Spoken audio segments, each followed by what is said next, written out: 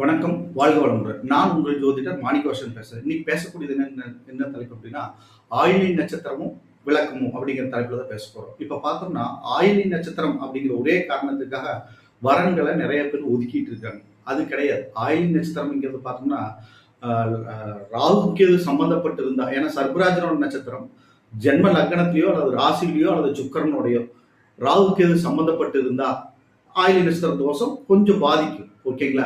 அப்படி இல்லாம குரு பார்வையோ லக்னத்துக்கோ அல்லது ராசிக்கோ அல்லது லக்னாதிபதிக்கோ அல்லது ராசி அதிபதிக்கோ குரு சம்பந்தப்பட்டு குரு பார்வை அல்லது குரு சேர்க்கை பெற்றிருந்ததுன்றா அந்த ஆயில்ய நட்சத்திரத்தில் பிறந்தவங்க நல்ல யோகமான வாழ்க்கை தான் வாழ்ந்துட்டு இருப்பாங்க.